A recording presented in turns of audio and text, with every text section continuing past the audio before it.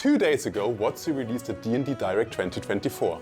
I'll give you a quick rundown of what it was about and what the biggest news is. Spoiler, it's about D&D Beyond and the digital future of D&D. So let's go! There will be a rewritten Player's Handbook, Dungeon Master's Guide and Monster Manual. This time the books are supposed to teach you how to play the game before anything else, and it's supposed to be more welcoming. I assume and hope that means more inclusive, which is great of course. I for one am excited about that. There will be new spells, character options and feats, which will become a standard rule. Yes, feats were an optional rule before. Lots of new stuff, but I think there are enough videos out there going in depth for that already, so let's not dwell on it for too long. Oh yeah, martials are supposed to become a lot cooler. The PHB will be released in September, the GMG in November and the Monster Manual in February next year. Do you know what Dungeons & Dragons desperately needs? Dragons in dungeons. That's why WotC announced Dragon Anthology, an adventure book in which each of the 10 short adventures will feature a dragon in a dungeon. I think that's great. D&D needs more Dungeons & Dragons. It's in the friggin' name after all. A new starter set was announced for fall 2025. And what's really cool about that one is the setting, the Borderlands. For those of you who don't know, the Keep on the Borderlands is a classic D&D adventure featuring the name-giving keep as well as a really cool dungeon, the Caves of Chaos.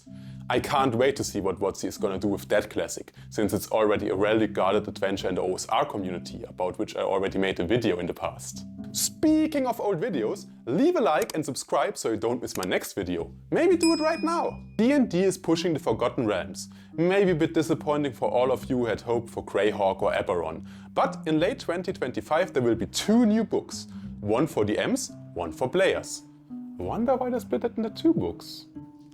Anyway, there will be new character options, infos about the factions of Faerun and more material about locations like Baldur's Gate, Icewind Dale and the Moonshare Isles.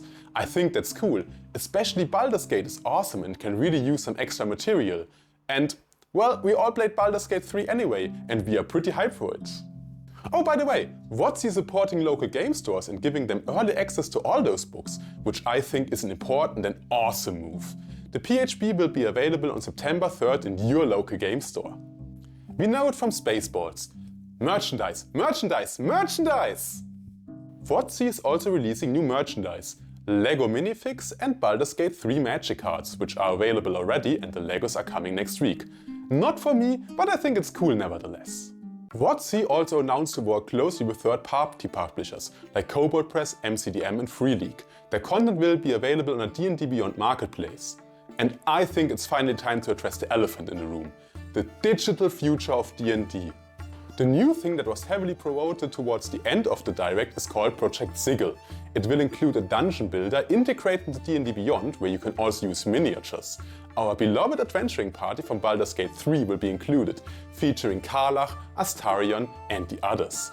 Additionally, there will be 3D miniatures of monster and a builder to bring your own characters to life. Sounds pretty cool! There will be a starter adventure, Danger in Dunbarrow. It will feature a 3D sandbox with various elements such as a city, a graveyard and a mine complex, and probably even more. And you can fully customize it yourself. There are pre-made adventures and NPCs included, but you can add, remove or completely replace elements with your own ideas. So you're modding the adventure yourself rather than building it from scratch. I think that's cool, it makes it more accessible. However, there's one thing that concerns me, to be honest. D&D is already an expensive hobby compared to other TTRPGs.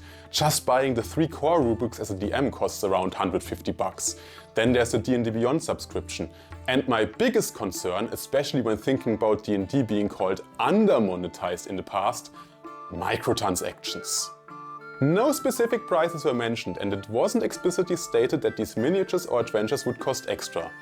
But this was also shown, 2D tokens in a 3D environment.